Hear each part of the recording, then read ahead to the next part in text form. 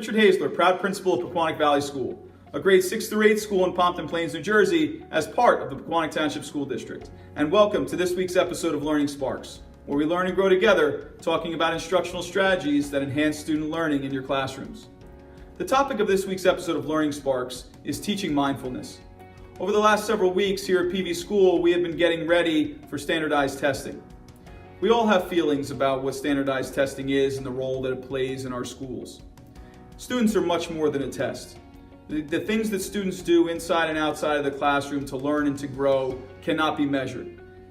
But when they sit down to take a test to measure student growth, it can cause unnecessary stress on the student, on the teacher, on the parent, and yes, even on the administrator.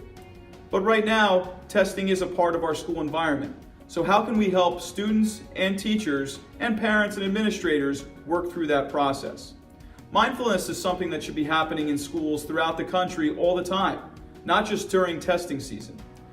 But when I walked in on a classroom about 2 weeks ago in getting ready, I saw that the lights were out, there was music playing, and here students were laying on the floor as their teacher talked to them about some breathing techniques.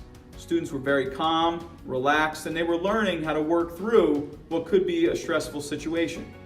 And this was in Mrs. Postman's social studies class. She was teaching the students some deep breathing techniques. When you think about mindfulness in the classroom and the benefits that it can have on student learning, there are many. But first, we should probably define what mindfulness is. You see, mindfulness has a lot of definitions. But if you think about it, it's really a mental state that's achieved by focusing on one's awareness in the present moment. Being aware of thoughts, feelings, and the surrounding environment. You see, stress can cause a lot of things to your body. It can affect your heart, your lungs, your muscles, your stomach, your digestive tract, and everybody responds to stress differently.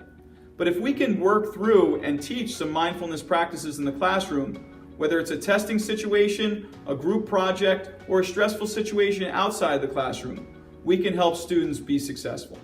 So here are some tips to help you work through some mindfulness practices. The first thing is you have to stop.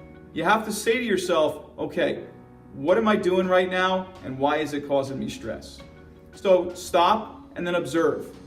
Is your stress present? What does it feel like? What are you thinking about? And then you have to breathe. You have to take a minute or two to stop, take some deep breaths and center yourself. And then expand upon that and say, okay, did that work for me? Where am I at now? What are my stress levels? And then respond to the situation that you might be in. So when you look at mindfulness, you can look at it as stopping, observing, breathing, expanding, and responding. I learned that through a book that I was reading with my students entitled The Mindful Teen.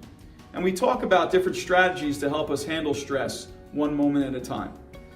And that practice of stopping and observing where you are, taking a deep breath, expanding and figuring out where you're at, and then responding to the situation can really help you slow down the things that are happening around you. So in order to do that and to practice mindfulness, maybe we have in a classroom a mindful moment. When students walk into a classroom, we get our entire class centered. We take 30 seconds to a minute to invite students to close their eyes, take a couple deep breaths, and feel their emotions. What are they thinking about right now? Pay attention to their breathing, pay attention to their thoughts, and then center themselves and get ready for learning. Another strategy to practice mindfulness in the classroom is practice mindful listening. I was at a workshop where one of the instructors had a bell and they rang the bell and it rang for an extended period of time until the sound slowly dissipated. It took 30 seconds to 45 seconds, but during that time I was listening to that sound and I was being mindful. And it was unbelievable how I felt afterwards. So maybe it's a noise or a song that you can use in the classroom to have students work on mindful listening. Maybe it's during a lesson taking a mindful break where you're doing an activity and then you take a 30-second break. Let students just sit in silence, get a hold of their thoughts, take a couple deep breaths, and then continue with the activity.